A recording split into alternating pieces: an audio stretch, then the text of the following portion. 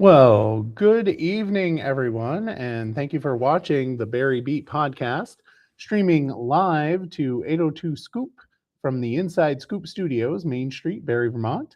My name is Michael Booten, and of course, we have Liam Hogan over there. Good afternoon, sir. Good afternoon. Or is it good evening? I think it's evening, It is kind of but it's still evening. bright out. It is a little bright out, which is nice considering what it's been in the last 6-8 months. Yeah. Punxsutawney Phil was obviously correct.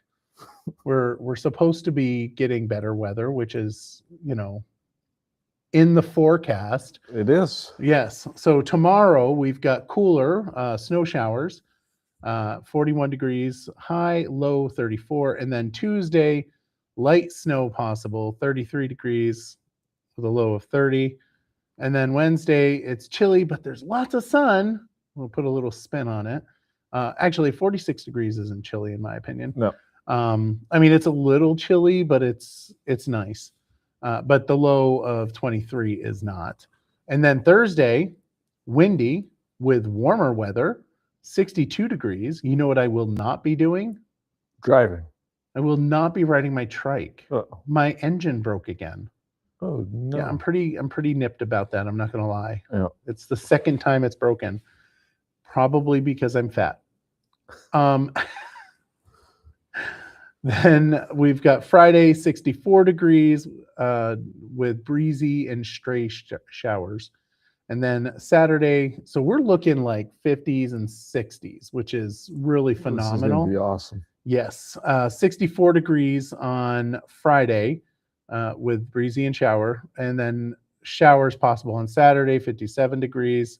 Then Sunday, a shower possible, 60 degrees, and then Monday next week, 61 degrees with possible showers, and then possible showers again on Tuesday next week. So, at 58 degrees, that's pretty good. Yeah. I mean, that's very good. If you need your windshield wipers replaced, you'll want to do that. Yes. Yes. You'll be needing them. If you need your windshield wipers replaced, you can get that done? Yipes. You can get that done at Yipes. You can also get that done at Quick Lube.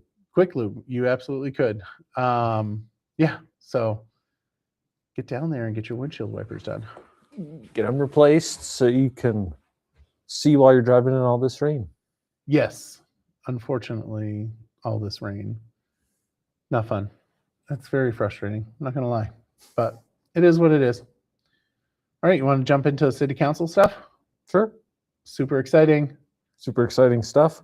Second reading of the public nudity policy. Did they change anything? Or ordinance.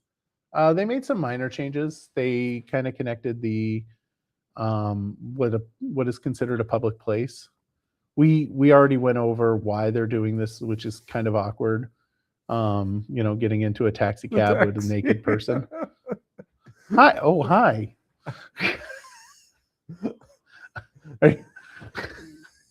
Hello, are you happy to see me? Because it looks like you might be.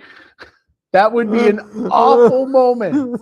Awful. I'm just saying. Boy. So yeah, no, we need to pass this. Yeah. And then, of course, we'll have the Cow Pasture Committee appointment, which is Ryan Horvath, who used to work for Vermont Department of Forest, Parks, and Recreation. Have you ever been up to the cow pasture? No. Oh, you should go up there sometime. It's actually kind of nice. Are the cows in there? There's no cows in there anymore. That's good. Yes, unless you consider me as I go in. Because sometimes I'm a little fat. That's the second fat joke I've dropped tonight. I know. You're on a roll. I'm on a roll.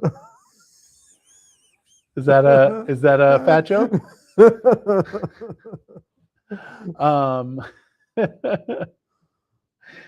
The Vermont Center for Independent Living is going to do a ballot request as well. They missed the deadline, so they're requesting that the city council put them back on for $3,000. I'm not going to lie. So the warning, which is I'll get to shortly. Well, I'll just talk about it now. They're also talking about the warning. So what's going to be on the ballot in May. And we've got quite a few of those organizations. The Barre Area Senior Center's on there for $7,500. The Barre Heritage Festival's on there for $5,000. Capstone Community Action is on there for $3,000. Central Vermont Adult Education for $7,700. Central Vermont Council on Aging is $18,000. Central Vermont Home Health and Hospice is $28,000. Circle is $2,000. Community Harvest Central Vermont $1,500. Downstreet Community Development is $5,000. Elevate Youth Services, formerly Washington County Youth Services Bureau. Got something to say about that, so I'll go back to that if you can just remember, okay? Yep. Family Center of Washington County, that's $3,500. Did I say what Elevate was? Elevate was $5,000. Good Beginnings is $1,000. Good Samaritan is $1,500. Mosaic is $2,500. Our House of Central Vermont is $500. People's Health and Wellness Clinic is $3,000. Rainbow Bridge is $3,000. Vermont Association for Blind and Visually Impaired is $1,000. Vermont Granite Museum is $15,000. Washington County Diversion Program is $2,500. Washington County Mental Health is $10,000. Youth Mentoring First is $2,000. And then, of course, Vermont Center for Living is $3,000. And yes, both Kathy and Raylene, 100%, we absolutely need to separate these, 100%.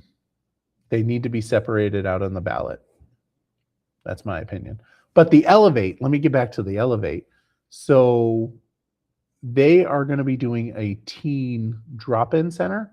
So their intentions are going to be at the library at first, but they're looking to have a full-time teen center in Barre. Nice. So that's pretty cool. I'm pretty excited about that. But yeah, no, they need to separate this. And yeah. Well, on the ballot, it's just going to be one big number. It's currently one big number, and it's Article 3. So that's tomorrow, not tomorrow, but Tuesday night.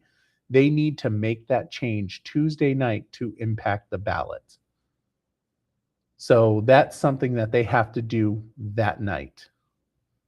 So if there are any counselors or a mayor or anyone listening, you want to send an email saying that you're going to make a motion to change it so that each individual one is an article.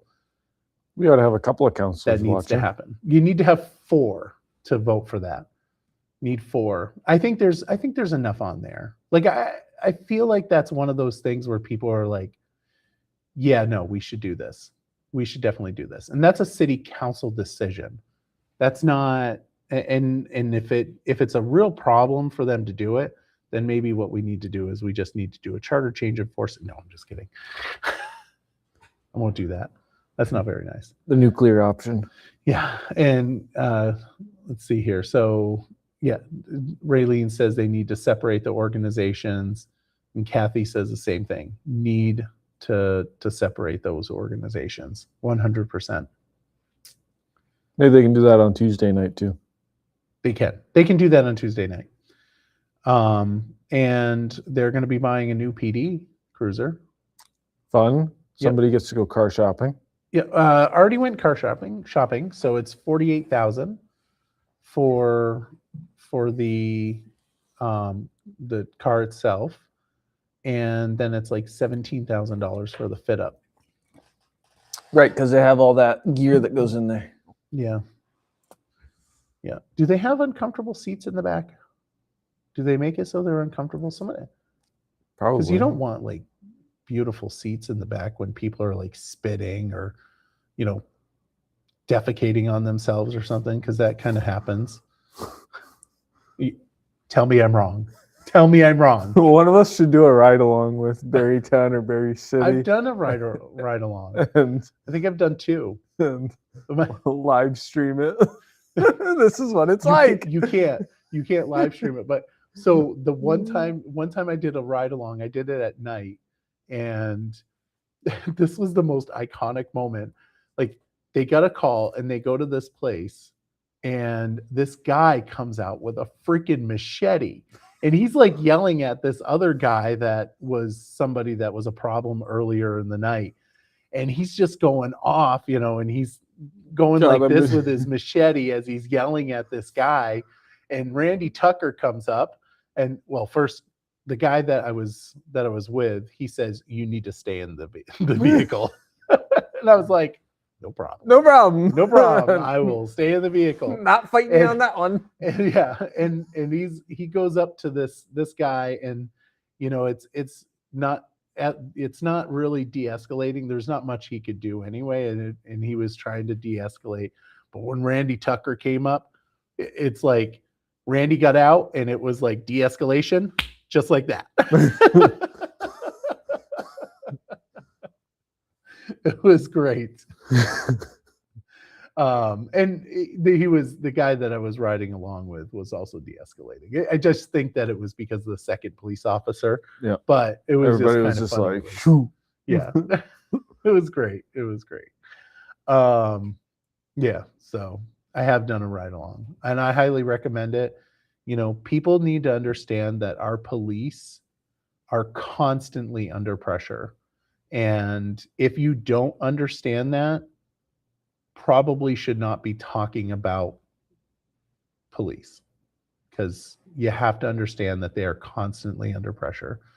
The mental and physical strain is not something that I can understand. It's why I get very like, when I talk about police, because I can't imagine being in that situation. Yeah. And to me, that requires a cognitive reset to make sure that you have to understand whenever you're talking about police. But that's a whole different story. I'm not going to go down that route. So the FY27 paving plan is also going to be discussed. There was no memo provided, but they will provide the information for the city council to bid for the city council to vote on the bid for Tuesday night. But we're looking at about $800,000. Wow. Yeah, not enough. Not enough. I'm just saying, not enough. You've seen some of the potholes. Yeah, where are they paving? Well, I'm sure it's going to be all over the place. Because I got a couple suggestions. Southbury cannot be. Southbury Main Street cannot, or South Main Street cannot just be repaved. That's a state issue. The state needs to do that. And Raylene says Randy is a great officer, respected by many. He doesn't mess around, but gives the respect when he is given. Like I said, when Randy got out, it was like, woof, all done. Like, it was great. I loved it. Randy is amazing. I do like him. But yeah, so you've seen the potholes, right? They're like this deep. Yeah, and the one going when you come down the hill by the Cumbies, you can either go up Hill Street or come into the city. There are a couple of potholes in a group on that bridge coming over the Cumbies. My Subaru just went kunk, kunk. I'm like, yep, that's in the suggestion box. But if you have an accident, you will not get your money. No, it's not. No, sovereign. Even if I sue them enough, it would be thrown out. I think it's like sovereign something. Well, that sucks. Yeah. Well, I will pay them to fill the potholes. You do pay them to fill the potholes.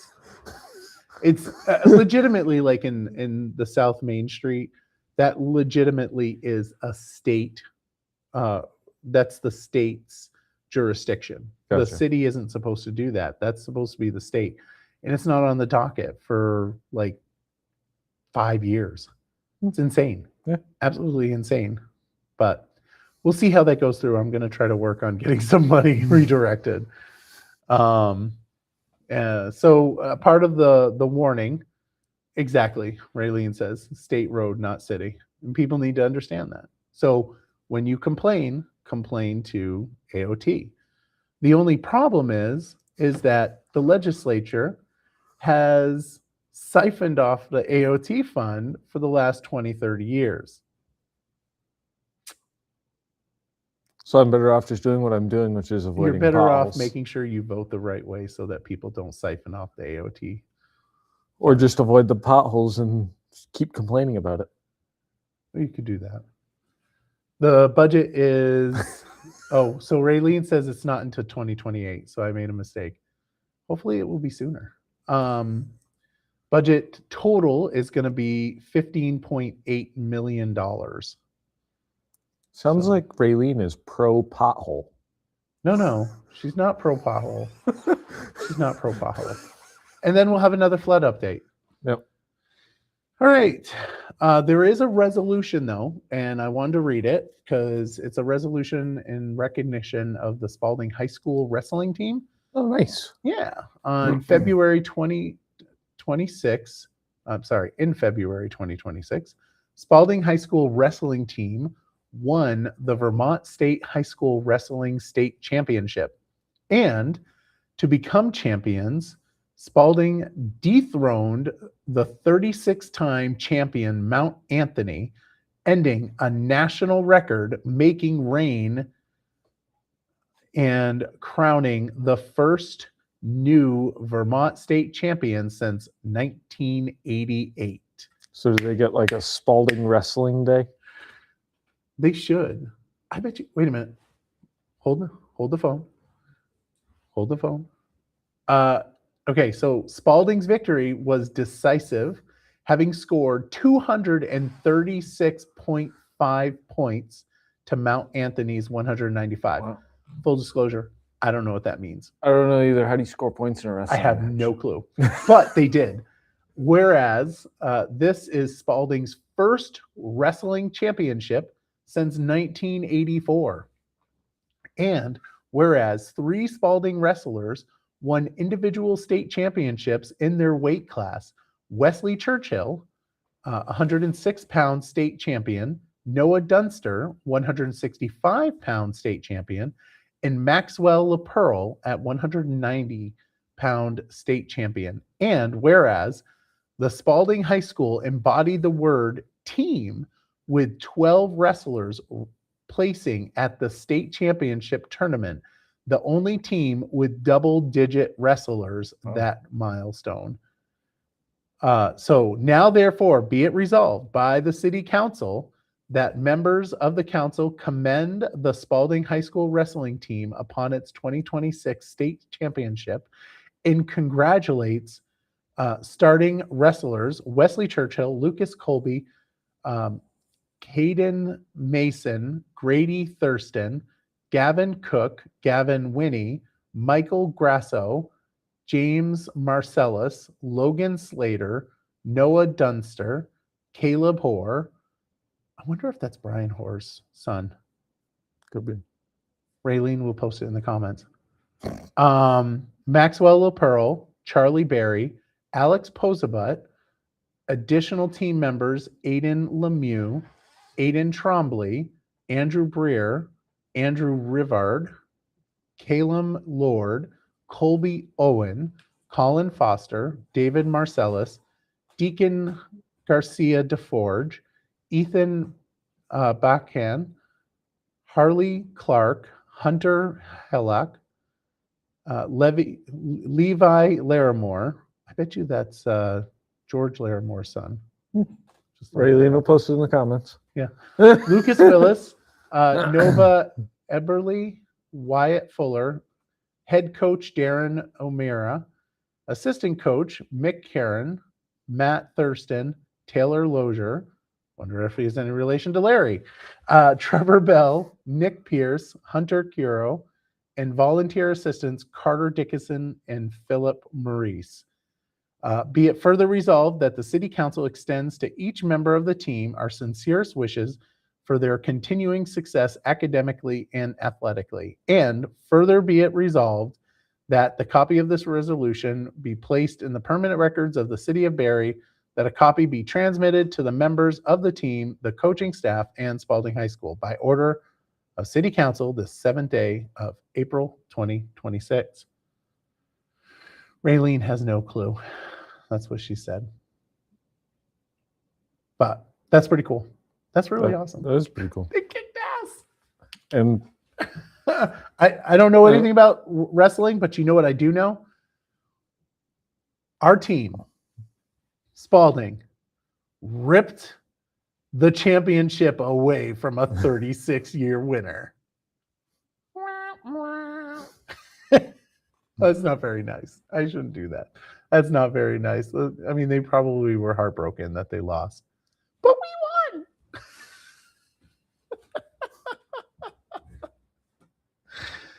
Oh, I'm sorry. I'm not sorry. I get great victory in. we're gonna have a lot of Mount Anthony parents watching. You know, Where is Mount Anthony? Do I we don't even know? Do you know where it is? Mount Anthony. Let's see. Let's look it up. got to be on a Mount mountain somewhere. Anthony. Isn't that Milton? Maybe. No. So if you ever run Bennington. for office in Bennington, people aren't gonna like you. Oh, so Raylene says the state engineer will be joining us on Table Talk on April 24th at noon to discuss the paving schedule and more. So stay tuned, April 24th. Well, mark my calendar, Raylene. So Mount Anthony is in Bennington. Oh, I think. So that's probably Jonathan Cooper's district. Ooh, I've got some mean things to do on Tuesday. Don't know anything about wrestling, but I do know victory. Love it. All right. So, ready to talk about school board? Sure. Super exciting. All right, so the BUUSD board will be reviewing their establishment charges for committees. They got the finance committee, the policy committee, and the facilities, and then negotiations committee. The policy committee needs to be filled. It's my understanding. There's a couple seats that need to be filled. So they'll be discussing that. But the other item, which is interesting, I'll just say interesting. So the agenda item is BUUSD board, get out the vote, phone bank, and staff communication. So the subject is action items for the board to communicate with caregivers and staff ahead of May 12th election. Phone bank, working from the script, board members and BEA members or volunteers will call BUUSD caregivers to personally ask if they plan to vote, share information about voter registration, polling locations, and where to find budget information. Flyer to staff sharing information, upcoming elections, including voter registration info, how to request an early ballot, and polling locations. So the school board is planning to do a get out the vote, and they're planning on requesting resource school board and BEA. This isn't just like this school board and BEA, which is the Barre Area Educators Association or the Barre Educators Association. It's the union for the schools, or for Barre schools. So they're going to be getting the resources are a phone bank and space to use, landlines, caregiver directory. So what they're asking for, what the board is thinking about doing, is getting information from the school system to make phone calls to caregivers, so parents. Like, you can't get that information. And it's This is a really sketchy thing. Yeah. I don't know. I don't know if like they know how sketchy that is. But that's like FERPA information. You Right. can't You can't have that. you can't have that information. And if the school board allows that to go through, that would be a huge violation. I when I saw that on there, I was like, ooh, I can't believe that even made it on the agenda. Because it's like, golly, you want to talk about failing a budget. That's how you fail a budget. Yeah. People just don't trust you. Yeah, I don't. It sounds like a really great idea, but I Probably mean, not. probably should not do that. No, definitely not. So that'll be interesting to see how that goes down. I Maybe we may should actually go to tune in for that. Yeah, well, maybe we should I go to the may school tune in board. for that one because I have a real huge problem with it. I have a huge problem with that. That's like that's bad juju. Yeah. That's not good. But yeah. This is what happens when you leave. Everything just I know. blows up. I leave and everything goes to the pot. What the heck? You know, I would not have put that on the agenda. Nope. I would have been like, well, let's think about this a little bit more. And then I would have gotten the attorney's opinion and then I would have shut it down that way. Yeah. That's how I would have dealt with that because that's a scary, I don't know. I just have an issue with that. Yeah. But we'll see. You know what else I have an issue with? Democrats. Well, yeah, I do have a problem with Democrats, but not all of them. I don't actually have. No, that's not true. I don't have a problem with Democrats. I have a problem with progressives. It's progressives that drive me Batty. kind of bonkers. Up the wall. They do. They do drive me a little. They drive me a little crazy sometimes.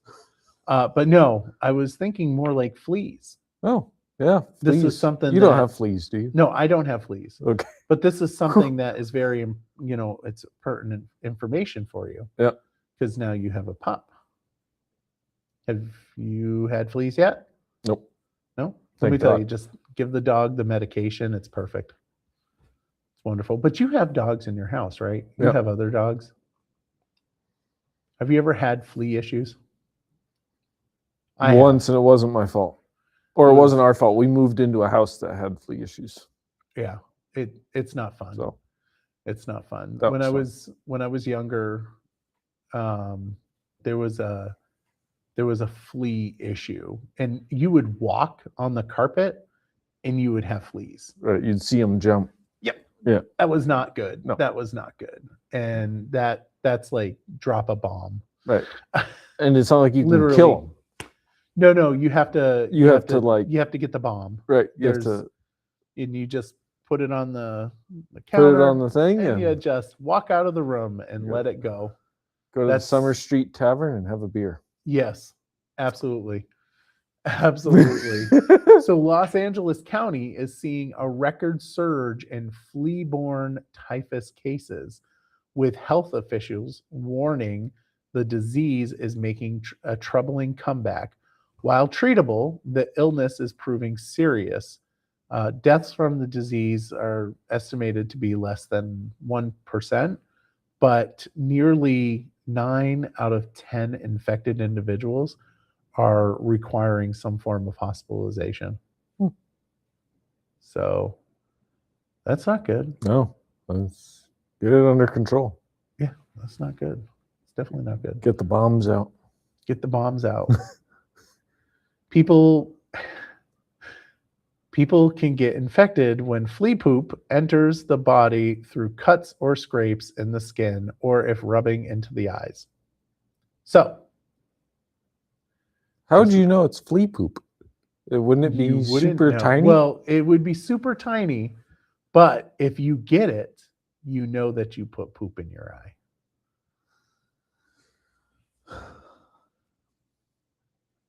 Don't put poop in your eyes.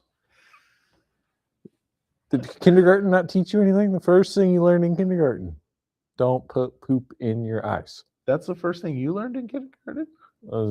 Probably the second or third. I'm not going to lie, your kindergarten was a little bit different than mine. Mine was like, don't eat the paste. That too. But you know, we always had the weird kid in class who always ate the paste. And you're like, huh. Or the Elmer's glue. You know what they ended up doing, right?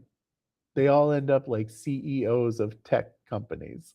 The ones who eat paste? Yeah. Or they end up as Supreme Court justices. Moving on, a surprisingly heated debate is unfolding across Vermont towns over whether residents should be allowed to keep roosters, with noise complaints clashing against agricultural traditions. The issue highlights how difficult it is for local officials to balance rural lifestyles with growing residential concerns, especially when, unlike barking dogs, roosters can't exactly be kept quiet indoors. Don't come after my chickens. Do you have roosters? No, we have chickens though. Isn't a rooster a chicken? A rooster is a male chicken. Right. We have female chickens. Okay, so you have hens. Right. You have hens. And they lay eggs. They lay eggs. Yeah. But you don't have any roosters? No, Why not? because we have dogs that'll protect the chickens. And then eat the chickens. So I have personal experience with regulating chickens in Vermont. Did it go well? No. Does not go well. For all the people that are watching that are chicken owners, I love you. I would never don't ever come after the regulate you. chickens. I will never regulate you ever again. I will never regulate you, and I'm so sorry, and I really mean it. I will never regulate you any again. It was traumatizing. It was traumatizing. Everybody on council remembers the chicken debates. It was not good. We had people showing up in city council chambers with signs. You have nightmares from that now, don't you? Oh my goodness, I do. Michael is pro chicken. So it was Charlie Dindo. He was trying to do regulations on chickens because there was somebody in his neighborhood that just had really bad hygiene levels for their chickens. Yeah. And they also had ducks, which ducks just don't do good in closed spaces. And the smell of the chickens would waft over. Right. You know what I'm talking about. Yeah. So yeah. Well, and ducks tend to talk to themselves. So if you have a group of ducks in a confined space, I don't know if you've ever heard this. Yes. Like, oh, jeez. I like ducks and I like chickens. So, but yeah, it was a very interesting process that we passed that ordinance, and anytime we touch the animal and fowl ordinance, well, anytime when I was on city council, anytime I touched it, I would get emails. Don't touch our chickens! Don't touch our chickens! I was like, holy crap! I won't touch them! I won't touch them! We're not even talking about chickens. We're not even talking about chickens. Because I get it, right? It's their pets. And not only it's their pets, but it's also, oftentimes people are using it for food sources, right? Eggs. Right, for eggs. I didn't know that you had chickens. So you're going to bring eggs down? No? I don't want your eggs. I get eggs at the store. It's so much cheaper to just buy a carton of eggs than to spend the time with the chickens. But it's really fun. I get it. They eat ticks. Yeah. And fleas. There you go. See? We brought it back. We brought it back. Wrapped it right back around. We did. That's gonna make a good reel. The ducks going, me and you both going. That'll make a good reel later. Will be great. So, funny story. There was a bill that was introduced, and it was egg-laying hens. And I think Teddy texted me and it's like, gonna get involved in that one? I'm like, no. I will, if that ever I'll support it. if that was a roll call vote, I would get up and walk out. Michael's like, I'm not here. I'm not, I don't want to deal with this. This is, that was very traumatizing. But Yeah. then again, like I said, I mean, people like their chickens, Yeah. and we were probably, I mean, where we started was way over regulating. And in all honesty, it was one bad actor. And what we were doing is we were kind of punishing the good actors, the good chicken owners, because of one bad actor. And that's, in laws though, that's the biggest problem. That's what happens all the time. Yeah. Yeah. Please don't send me hate mail. Moving on to House lawmakers have officially abandoned forced school district mergers, pivoting to a voluntary approach after admitting they simply don't have the votes to pass consolidation. The move sets up a major clash with the governor, Phil Scott, who says real reform and tax relief won't happen without forcing districts to merge. He's accurate. 100% accurate. It's frustrating to see what the House popped out. It was not good. It was, and he said that multiple times. Yeah, it was He just keeps nudging you guys. He's like, hey, yeah. Hey, Phil Scott's been pretty clear about this. Hey. Not going to do this. This is going to happen, and if it doesn't happen, just so you know, I will veto everything. Right. And you will be here until like December 31st. So, Michael is not going to be happy. Maybe you should reconsider. He hasn't said that, but he has said that, he will keep the session open if he has to.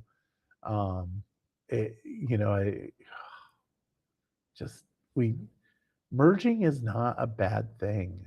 It's not a bad thing. And people don't like it because they're afraid of their schools being closed. Which we totally get, right? But if you have 15 kids in your school, maybe it's time to close. Right. Maybe that's not the school to go to. But, I know that there's a lot of people that really like their local schools, and I get that. I like my local school. It's right down the road. It's now apartment houses. It's great for the tax base. Just saying. Helps fund our education system because we closed our local schools. Barre City went through that process. I'm not saying it's better, but we did go through that process. It is what it is. So Peter Conlin, who is the chair of the committee, has been constantly trying to push the mergers in the districts, the larger districts, and consolidation. And he's been getting such kickback. And the comment about we didn't have enough votes is just not necessarily accurate, because I think you would have had enough votes if you had Democrat and Republican support.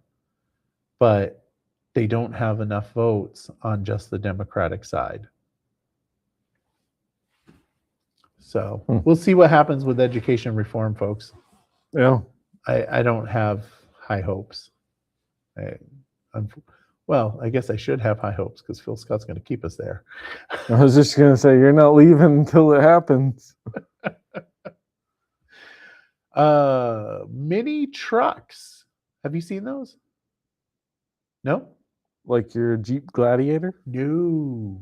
You know the little mini trucks from like China, or like you see in India and stuff? Oh yeah, they lined State Street one day. Was it last week? Yeah, mini truck owners rolled. Parallel parking was horrendous that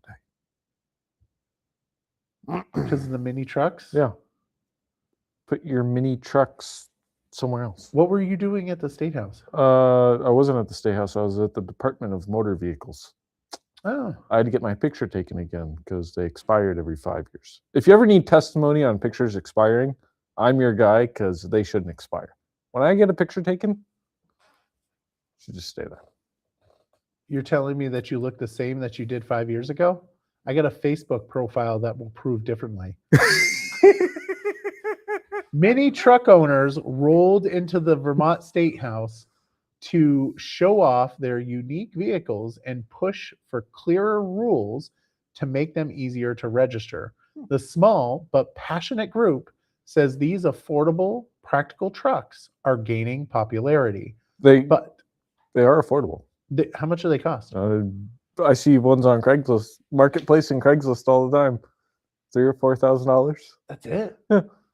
And they look freaking cool. They do. They do look cool. I'm not gonna lie. I saw a blue one the other day. I was like, hey, I could drive that. I would kind of like to have one of those. Yeah. They would be kind of cool. Let me pull it up here. Let's see if I can figure out how to pull that in. Oh, never mind. I'm not going to do it because I don't know how to do it. There's got to be a way to add an asset, right? Mm-hmm. I should have done that in advance and I forgot to. Share screen. Ready? Let's see. Window. There we go. We're getting there. See? Now people can see what we're talking about. Mini trucks. Love them. They're kind of cool. But they were kind of in the way. Is there any other pictures of them? That's it? That's the only pictures? Oh, that's sad. Super depressing. Okay, how do I get rid of that? Uh-oh. Oh, no. How do I unshare? How do I stop it? Stop. Oh, there we go. Whoa. That was scary, folks. I almost lost Liam. So you want one of those trucks? Yeah. So owners say trucks are affordable, some around $2,300. There you go. And often come with four-wheel drive. That's all you need in Vermont. This is true. This is very true. Although, are they... You can probably put your trike on it, too.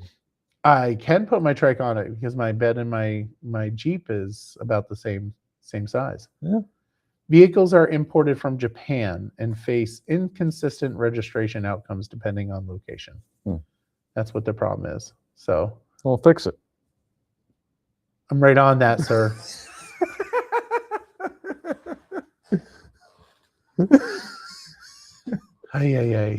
Vermont business leaders are raising alarms at the State House as manufacturing jobs continue to decline, warning that workforce shortages, high cost, and regulatory hurdles are making it harder for companies to stay and grow.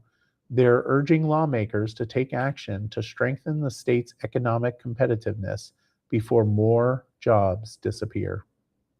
What's that in reference to? Did some big... They had manufacturing day at the State House, and there was actually a joint committee hearing with House Commerce and Economic Development and Senate Commerce and Economic Development. It's named something different in the Senate, but we had, testimony taken for manufacturing, and one of the comments was regulatory issues, which guess whose fault that is? Not mine. That's not your fault. That's legislators' fault. Cough, cough. I've only been a legislator for 1.5 years, so that's not my fault. And I didn't touch any chicken ordinances lately. but legitimately, the regulatory issues, that's a huge problem. Yeah. And, you've got to, so there's a bill in Commerce and Economic Development now, which is going to do a study. In studies. I'll take what I can get. But I'm going to ask that we add in there another study for the study to cover why we're having economic issues and what businesses need for legislature to do to make it easier to do business in the state of Vermont. So we'll get that study and then not look at it and not utilize it. Similar to what we're doing with education. Right. Well, you're We've had plenty of studies in education, but yet we're here. Phil Scott read the studies. I mean, I don't know if he individually read the studies, but his team read the studies and said, consolidate, do this, do this, do this. And we're like, nah, we're good. We're good. He doesn't know what he's talking about, He doesn't know what guys. he's talking about. Let's do another study let's do another study until we get what we want. One of those big studies. Yeah. Dozens of protesters told Vermont lawmakers they were choked, pepper sprayed, and dragged by police during a controversial South Burlington immigration operation, escalating concerns about use of force and police involvement with federal agents. The emotional testimony comes as investigations continue and sharply conflicting narratives emerge between protesters and law enforcement over who escalated the situation, which will come out with the body cams. It just will. Always does. It always does. And then people simmer down and everyone's okay. Yeah. You want to hear something? So this was taken at this forum was done in the House chambers. And I had a power brick that was plugged in, and it was there when I left, and it wasn't there in the morning. It walked out on you? I don't know what happened. I'm not saying that somebody from this group took it, but I am saying that it was there when I left. And not there when and it was not there when I came back in the morning. Well, you know the obvious outcome of that? It grew legs. It grew legs, yes. And walked out on its own. Mind you, That's the obvious. just for the record, you know what happens like every Wednesday night at the State House? Farmers Night, right? That, my brick stays there and it doesn't get molested. Probably But because all the yes. farmers don't know how to use it. Oh, whatever. That's not. Sorry, farmers. Liam just got canceled. Again. You deserve it. No, I'm just saying that, like, Farmers Night, all these people, they come in to do, listen to something or do something that's, and nobody touches my brick, my power brick. Right. And like, bunch of protesters. I'm not saying that it was. I'm just saying that it was there and then it wasn't. I mean, anything could have happened. I think my thought of what happened to it is probably more accurate. It got legs. And walked out. I should walk out. And you know what they say? It'll be the last place you look. In somebody else's bin. Or it was a nice brick. It was a nice power brick. But you know what? At the end of the day, it wasn't my power brick. It was the state's power brick. So that's theft. So I don't. Well, is it though? If they pay taxes, they pay taxes. Then I know. Did you hear something over there? Yep. That was like creepy as all get out. Call Roland. Or call Raylene. Not Raylene. We get Roland down here. He'll have to check for ghosts. Anyway, Milton Representative Chris Taylor has resigned from the Vermont House, stepping away midterm to focus fully on his role as town manager in Milton. A key player in ongoing education reform discussions, his departure comes at a pivotal moment as lawmakers struggle to agree on schools consolidation plans. Chris Taylor, he is a great guy, not was, but he took the Milton town manager position last year, and he obviously it's hard to do both of those positions Yeah. and give it your all. So he ended up resigning, which he stayed until the vote for the education bill, which he voted no because it was a study. So yeah, Governor Scott appointed Milton resident Cumulia Case Long, and he had his first week last week. Pretty cool guy, not gonna lie. We actually streamed his swearing in, or we didn't stream it, uploaded it. So congratulations, Milton. All right, so. So this is coming from mychamplainvalley.com. I'm just going to read it. Okay? I think that's probably best. I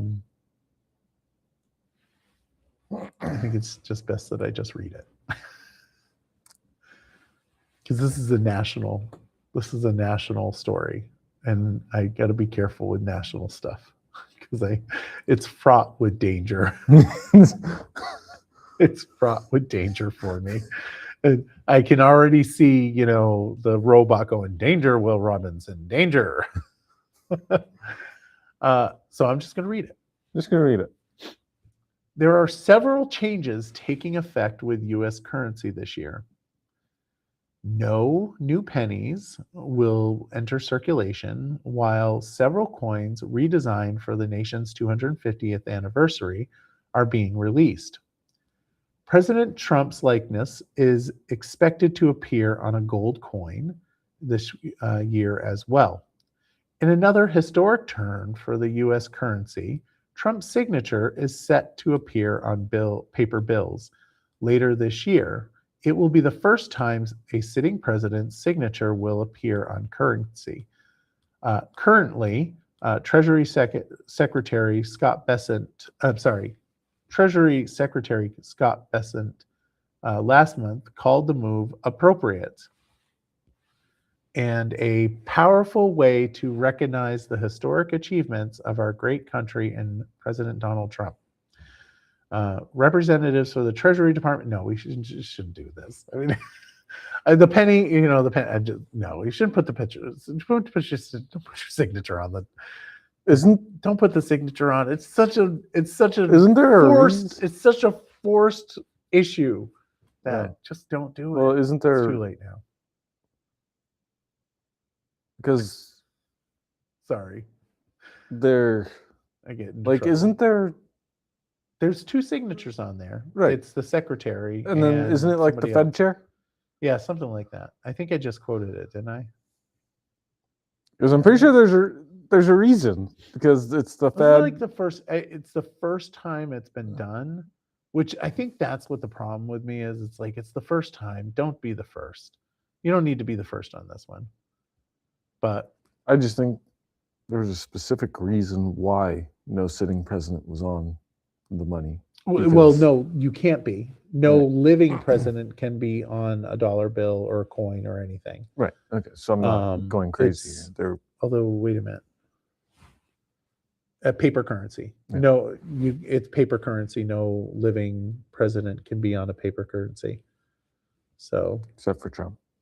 No, Trump is not on the. He's not on the paper currency. Oh, he's there's going to be a gold coin, but there's gold coins with presidents all the time. Right. Yeah. I mean, it's such a small thing. It's just like not worth it.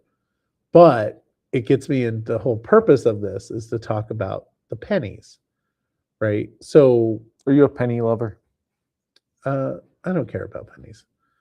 The pennies that I care about are the ones that are like wicked expensive, and those are the ones that I want. Who's on the penny? Abraham Lincoln. So what's he going to be on now that we're not making pennies anymore? Are they going to put him on something else? Are they going to boot somebody off another coin? He's on anything else? You're right. So are we just saying Abraham Lincoln? Right, just booting him. Cost 4.3 cents to make a cent. In case you wanted to know. Yeah, that's it's a little spendy. A little pricey. Yeah. Yeah. You're better off to melt down the copper and then turn that in for versus a penny, using it as a penny. So are we just going to round up now? Ah, good segue, sir. So Vermont lawmakers, specifically my committee, Commerce and Economic Development, are preparing for a future without the penny. As the U.S. moves away from producing the coin due to rising costs, the shift would mean rounding cash transaction to the nearest nickel, with officials emphasizing the change would simplify transactions and save money over time. Want to provide your 2 cents? Go back to work. So we've been talking about this in Commerce and Economic Development, and we have heard all the puns. 2 cents, the change, all the comments, and it was like, every single time. So we're going to pass legislation probably that mirrors what the Treasury does, which or recommends for no rounding, which is one. So it by fives, right? Because a nickel is not being phased out, but you've got if it's 1 or 2, it goes back to 0 or the 5. So it would be like 56 cents. It would go to 50 cents. Right. And if it was 3 or 4, it would then round up. So 1, 2, round down. 3, 4, round up. Same thing with 6 or 6, 7, round down. 8, 9, round up. Exciting? Super exciting. I hope this is all just automated and we don't have to think about it. Been a topic of conversation. I'll just say that. But I think it's something that the businesses are going to be able to do pretty simply. Yep. And I'm assuming that the POS systems will figure it out. Yep. All right. Vermont is defending the first in the nation climate superfund law in federal court, pushing back against a lawsuit from the Trump administration and fossil fuel industry groups. The law aims to make major oil and gas companies pay for climate damage. But opponents argue the state is overstepping its authority and interfering with federal power. Something we in Vermont do quite a bit. I'd like to step into that. Yeah,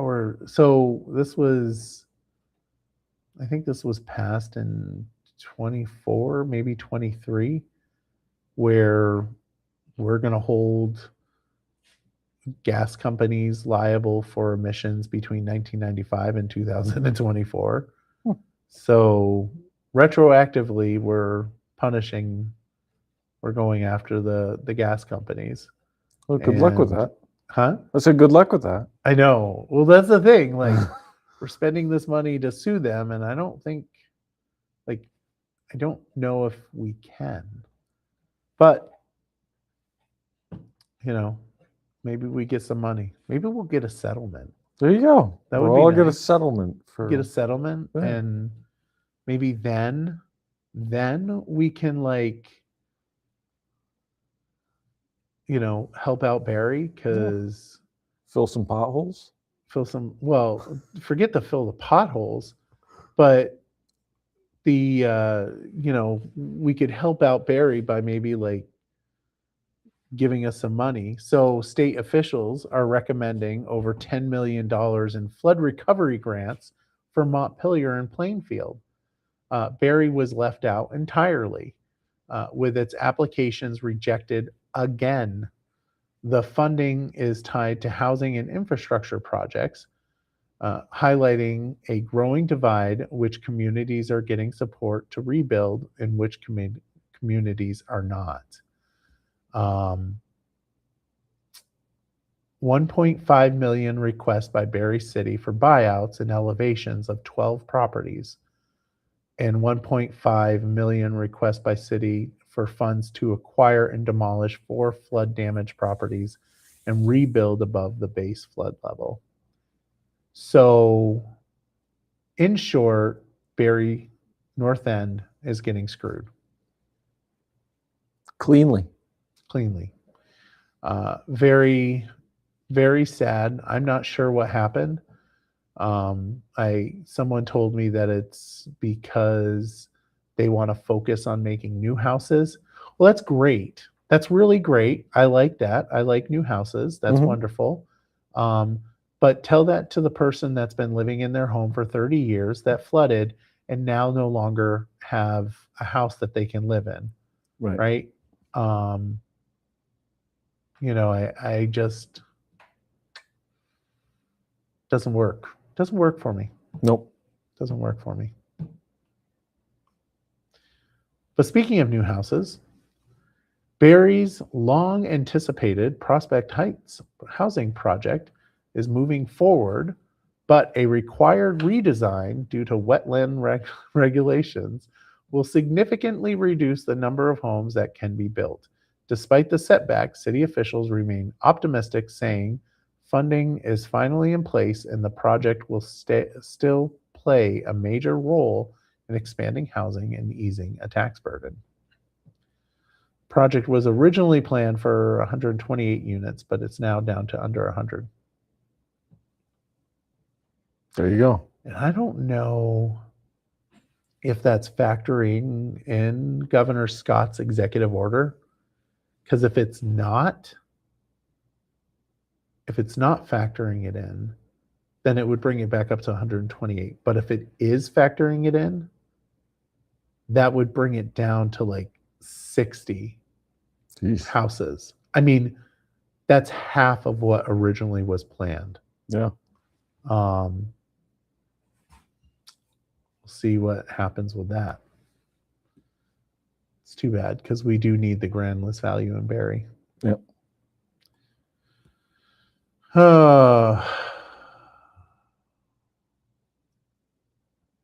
This is going to be fun. A state labor board has struck down Governor Phil Scott's return to office mandate. Oh, jeez. I didn't even finish. Ruling he overstepped his authority by imposing it without negotiating with unions. The decision is a major win for state employees. Yeah, it is. But Scott is pushing back hard and plans to appeal, setting up a high-stakes legal fight. Liam? Comments? What's so hard? What's so hard about what? Going to work. They're going to work. They're just working from home. Well, the comments on that blew up, by the way. I don't know if it was on our page or somebody else's. I was reading some comments. The comments on that blow up. Wow. Everywhere. Because everybody has a very strong opinion on it. They do. My opinion is very straightforward. You should go to work. You should go. Well, they are working though. People are working. They do work. It's not.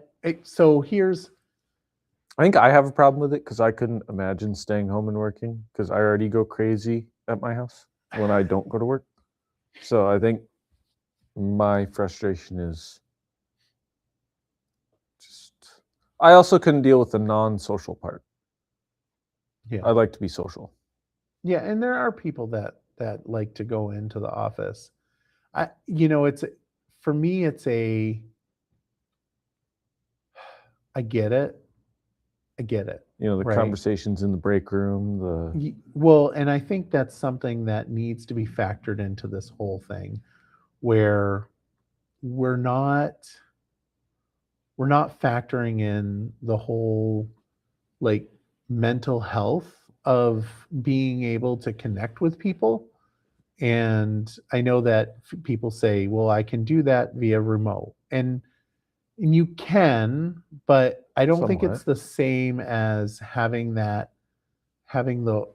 aura in the room, right? The face to face.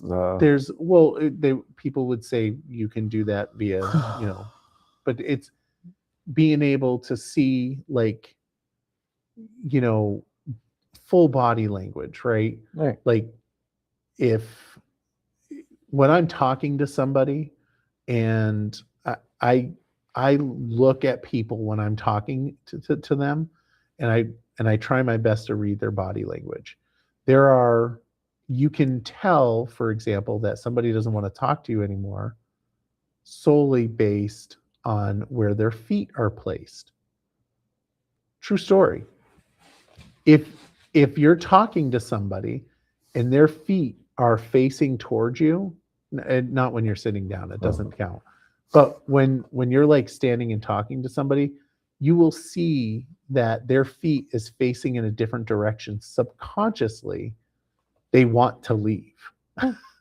I love that. And I play it very well when I see people that want to leave and I want to make them miserable. I will You just keep talking to them. But no, I mean, there's that kind of interaction. And the other thing is that, people being in person and coming into the office has a huge positive impact on the economy. Yeah. So it's especially for what we're talking about in Montpelier. Those Montpelier businesses thrive on all of you being there. Absolutely. It's a huge boon for them.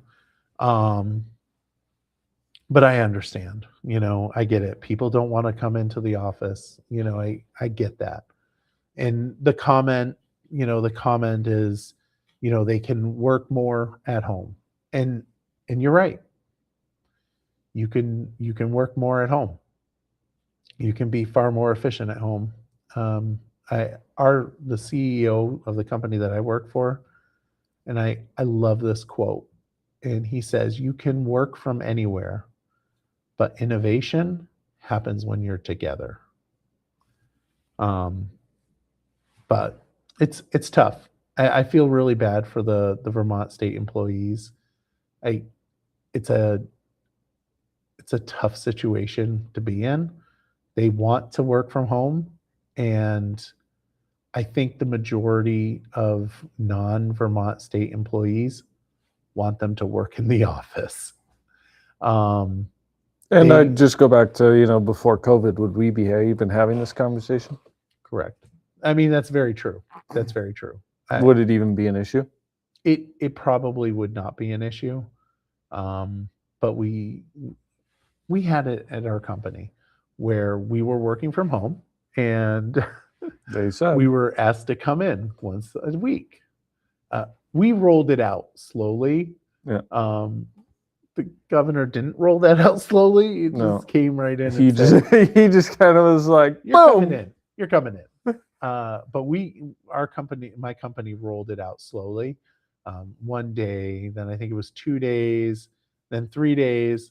We're now at 4 days. I'm suspicious that, I'm thinking probably next year it will be 5 days.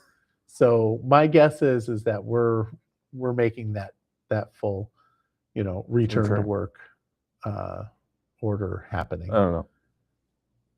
But it's easy for you to say that, right? Because Right. you never worked from home and enjoyed working from home. Nope. I mean, I do web stuff from home all the time, and that's nice. But yeah, I mean, when I work from home, my dog is right next to me. I love my dog. Yeah. Maybe you're sitting on the couch, you get to watch something, or you're sitting at your computer doing your job. That also you're not a laptop on the couch kind of guy. No, I am not. I sit at a desk. You sit at the yeah. Me too. Yeah. So I get it. I feel bad. What I will say though, that one of the things, this was kind of problematic for me. So the board ordered the policy rescinded, and workers would be allowed to work remote again. And the state may have to reimburse employees for costs tied to commuting or childcare. That I don't think will sit well with a lot of people. I don't think that will sit well with a lot of people. That's not going to sit well with a lot of people. No. Because a lot of people are just going to be like, go to work. Yeah. I think, state employees, they're in a tough spot. I get it. I get it, but I will say that it's good to be in the office with people. It's good to be able to connect on that level, and I would highly recommend it. The coffee pot chats, and less work gets done. I get that, but I think like our society needs that connection that we don't get working from home. I just think of how I was during COVID. I mean, sweatpants, right? Like we all remember sweatpants. It was easy. Just, you had the mask on. You could go out. You didn't have to take showers. Who cares about that? Everybody wore a mask, so it was all good. But it's tough. So I feel bad for the state employees, but I also think that one, Governor Scott's the one that's in charge. So, he's the guy, right? Yeah. He's the dude. He's the dude. But I do feel bad that they're in that position, but also think that it's really good to be working in person. And if they don't, then he'll find somebody who wants to be in the office. Well, that I don't know. It depends. Like, I don't know if he'll be able to overturn that. That'll be interesting to see. You know what happened 46 years ago yesterday? No, but I bet you do, because you were just a little tyke.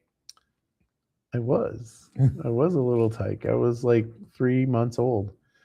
April 4th, more than 1,400 anti-nuclear protesters gathered at Vermont Yankee, marking one of the largest demonstrations in the state's history following the 3 Mile Island incident. The multi-day protest was part of a nationwide no nukes movement, reflecting growing public fear and activism around nuclear power at the time. That was quite an interesting, because Governor Scott just mentioned nuclear, and we had actually posted that about how he supports nuclear energy, and this was in the shadow of 3 Mile Island, which there was a nuclear issue there. Nobody died. Right. So I was curious, just how dangerous nuclear is. Like, it's not. Yeah. So stuff breaks. Nobody has died in a commercial operation regarding nuclear energy in the United States. Yeah. Now you go to Russia, where they were socialism, which, sucks. We'll get Seth down here. He'll tell us how much socialism sucks. Socialism is bad. And they had not 3 Mile Island, they had Chernobyl, which a lot of people died. But in America, the risks for nuclear energy is like super low, and it's super safe, super efficient. Right. But when it breaks, it's super scary. Yeah, but it doesn't break. Think of Fukushima was like the worst thing that's happened in the last 20 years. And I don't think anybody died at Fukushima either. No. Wait a minute, let's find out. And find out what broke. Well, it was the tidal wave or the earthquake. So it broke a lot of shit. Wasn't it Fukushima that was the tidal wave? I think it was the tidal wave. Ready? How many people died at Fukushima? I know I didn't spell that right. No immediate deaths from radiation. Let's see, 2011 nuclear accident resulted in no immediate deaths from radiation, while one worker's lung cancer death was later linked to radiation exposure in 2018. So there's that. Well, There's something over 2,000. I don't know what this is. This is additional stuff which have not really counted as disaster-related deaths. I don't know. well, if it was an earthquake, there was probably 20,000 There might be a few deaths. additional due to deaths, not directly related to Yeah. what happened. Wow, we ate that hour up, didn't we? Yeah. Hour and 10 minutes. We still have some stuff left. I do want to say, Topper McFawn, he retired on Friday. It was his last day at the State House. He has served Barrytown phenomenally for the last 20 plus years. And if you live in Barrytown, you should reach out to that man and say thank you for his service, because he's done a good job representing Barrytown. 20 plus years. He started in 2004. Oh, wow. Yeah. When were you? Oh, no, you were born in 98. Yep. Yeah. I was a little tyke. You were a little tyke. And Gina, I'm going to be posting the video. Gina gave a beautiful speech about Topper, and then Patty McCoy, who's the minority leader, and then Jill, the speaker, said a really nice thing, some nice words about him. 2 years ago, I was sitting in my Jeep and I called Topper McFawn and I asked him, I told him I was thinking about running for state rep. And I asked him what his thoughts were, because at that time, I was having some issues with Barrytown.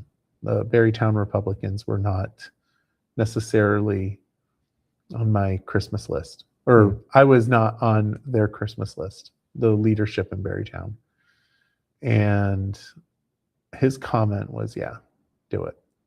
And that he would support me. And had he not, I don't know if I would be in that position today. I mean, maybe I would have, but certainly made it easier. So, yeah, he is a great guy. I've gone to him multiple times regarding, roll call votes. I've walked over to him like, what do you think, Topper?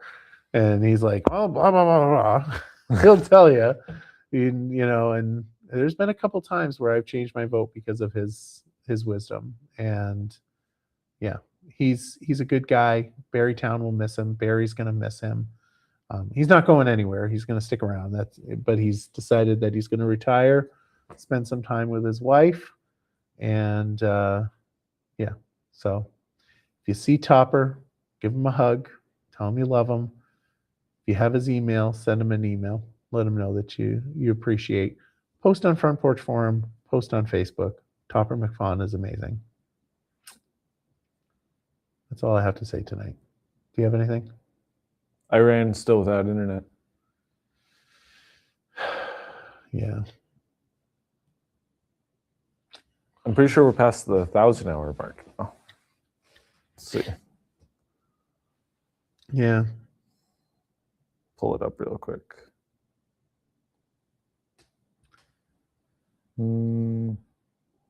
Iran, there we go. 864 hours.